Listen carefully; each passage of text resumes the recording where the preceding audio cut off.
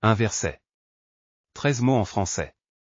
Et des millions de personnes l'ont mis sur leur mur, leur téléphone, leur carte de vœux.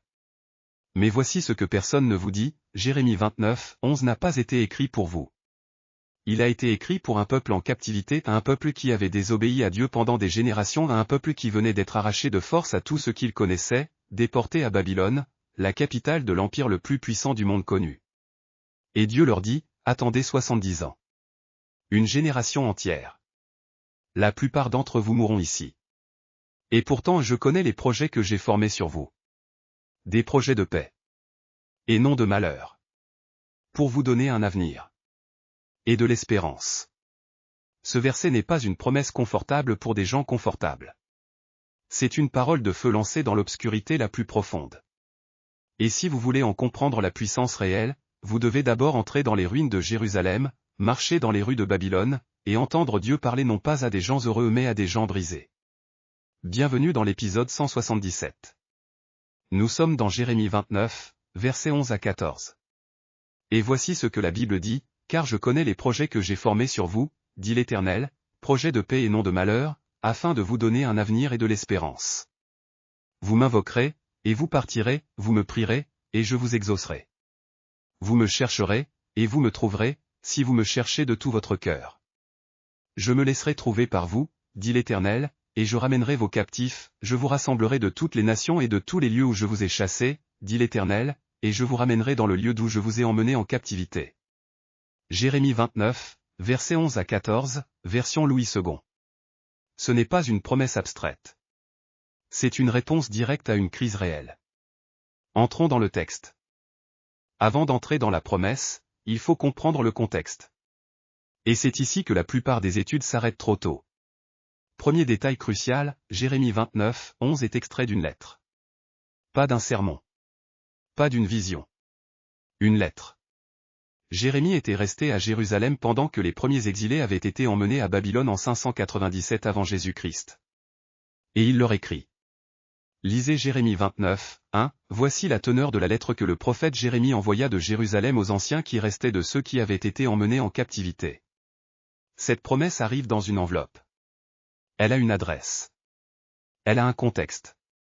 Et si vous ignorez ce contexte, vous transformez la promesse de Dieu en magie. Deuxième détail ignoré, avant de promettre un avenir, Dieu dit quelque chose de choquant. Jérémie 29, 5 à 7, bâtissez des maisons, et habitez-les, plantez des jardins, et mangez en les fruits, cherchez la paix de la ville où je vous ai déportés, et priez l'Éternel en sa faveur. Dieu dit à son peuple, installez-vous. Vivez votre vie à Babylone. Priez pour vos oppresseurs. Construisez votre avenir là où vous êtes, pas là où vous voulez être. L'espérance de Dieu n'est pas une fuite de la réalité, c'est un engagement dans la réalité. Troisième détail capital, la raison pour laquelle cette lettre existe. Il y avait de faux prophètes à Babylone, Jérémie les nomme, Achab et Sédécia qui promettaient au peuple un retour rapide. Jérémie 29, 8-9, ne vous laissez pas tromper par les prophètes qui sont au milieu de vous, ils vous prophétisent faussement en mon nom. Dieu corrige la fausse espérance avant d'offrir la vraie. La promesse de Jérémie 29, 11 n'est pas une confirmation du désir humain, c'est une correction divine. Et c'est pourquoi elle tient. Quatrième point, le mot hébreu au cœur de tout, shalom. Traduit par paix dans Louis II, mais shalom en hébreu signifie complétude. Intégralité. Prospérité totale dans toutes les dimensions de l'être relationnel, spirituel, matériel. Dieu ne dit pas simplement, les choses iront mieux. Il dit, je veux votre plénitude totale. Et cette plénitude a un nom dans le Nouveau Testament. Son nom est Jésus. Maintenant entrons dans les versets eux-mêmes, mot par mot. Verset 11, car je connais les projets que j'ai formés sur vous. Le mot hébreu traduit par projet est machacho, pensée délibérée, plans intentionnels. Ce n'est pas une improvisation divine. Ce n'est pas Dieu qui réagit à une situation de crise en cherchant une solution. C'est Dieu qui dit, avant que vous soyez en captivité, avant que Babylone existe, avant que vous soyez nés, j'avais déjà ce plan pour vous. La souveraineté de Dieu précède toujours la douleur humaine. Projet de paix et non de malheur. Shalom el aura, paix et non mal. Dieu reconnaît que la situation ressemble au mal. Il reconnaît que ça ressemble à l'abandon. Et il dit explicitement, ce n'est pas ce que c'est. Afin de vous donner un avenir et de l'espérance. En hébreu, Achari ve'etikva une fin et une espérance. Le mot Achari, fin ou avenir, parle littéralement d'un aboutissement. D'un destination. Dieu dit, votre histoire a une destination, et je la connais. Verset 12, vous m'invoquerez, et vous partirez, vous me prierez, et je vous exaucerai. Remarquez l'ordre. D'abord vous priez, ensuite je réponds. Dieu n'est pas absent de l'exil.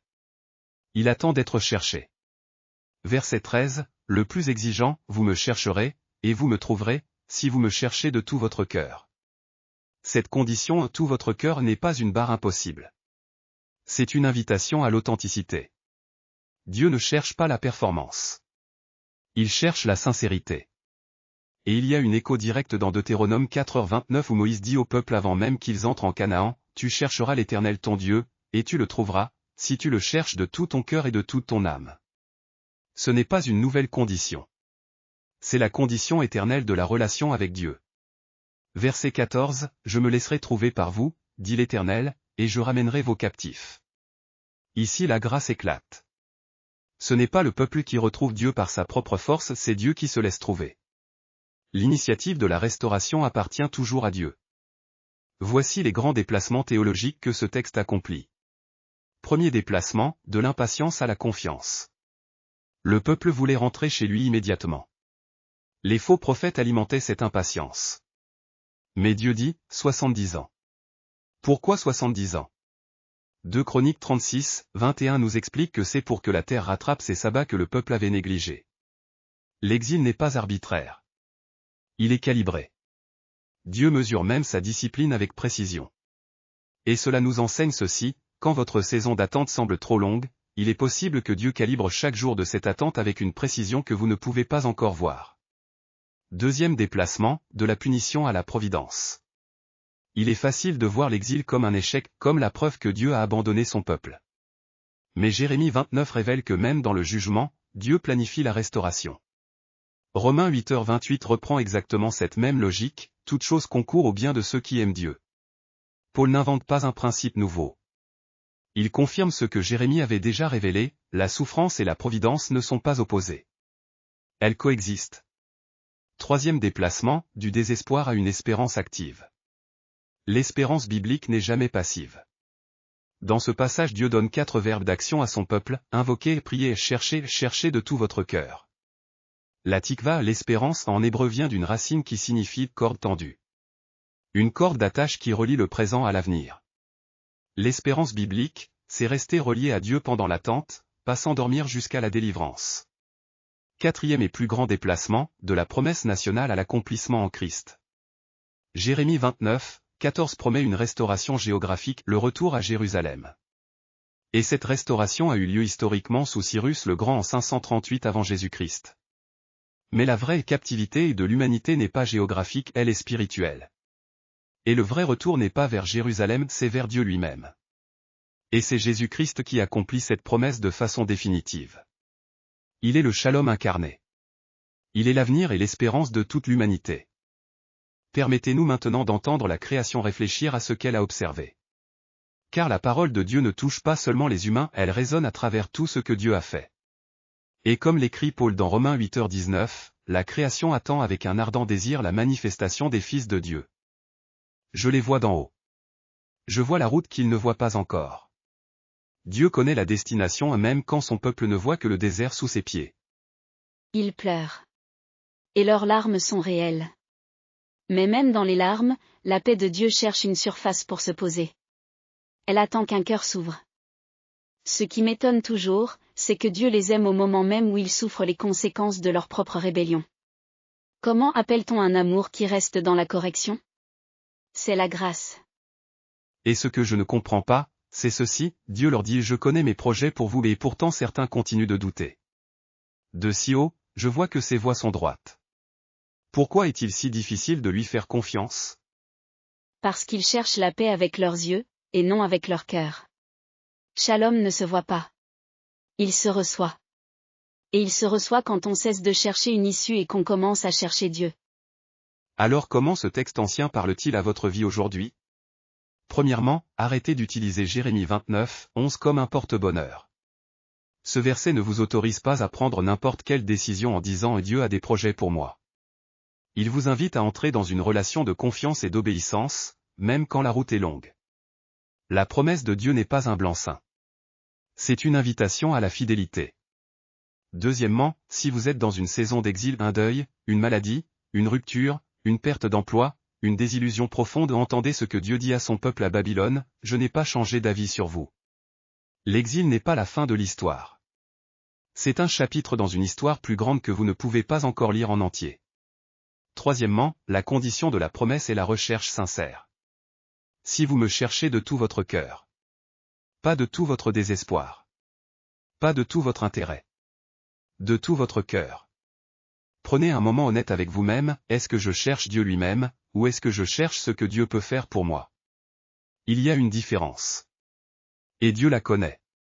Quatrièmement, priez pour ceux qui sont en captivité autour de vous. Jérémie a intercédé pour un peuple qu'il ne pouvait pas rejoindre. Acte 12 nous montre une église en prière pour Pierre emprisonné et les portes s'ouvrent. La prière intercède là où les bras ne peuvent pas atteindre. Cinquièmement, acceptez de construire là où vous êtes. Comme en Néhémie 3, la restauration arrive porte par porte, pierre par pierre. Vous n'avez pas besoin que tout soit résolu pour commencer à vivre fidèlement là où Dieu vous a placé. Plantez. Bâtissez. Cherchez la paix là où vous êtes. Et maintenant, prions ensemble. Père éternel, nous venons devant toi avec honnêteté. Certains d'entre nous sont en exil aujourd'hui, pas à Babylone, mais dans une saison qui ressemble à l'abandon. Nous citons ta parole non pas comme une formule, mais comme une foi, tu connais tes projets pour nous. Projets de shalom, de complétude, d'espérance. Apprends-nous à te chercher de tout notre cœur, pas seulement de tout notre désespoir. Apprends-nous à construire là où tu nous as placés, à prier pour ceux qui nous entourent, à te faire confiance même quand 70 ans semblent trop longs. Et surtout, Père, révèle-nous Jésus au ton shalom incarné, ton avenir et ton espérance pour toute l'humanité. En son nom, Amen. Elle plante. Elle prie. Elle attend. Et moi, je regarde et je me demande, si les humains comprenaient combien ils sont aimés, passerait-il encore autant de temps dans le doute?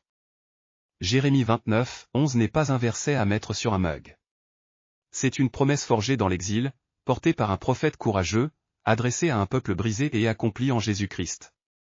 Si vous avez été béni par cet épisode, partagez-le avec quelqu'un qui traverse une saison difficile. La série Genesis to Révélation continue.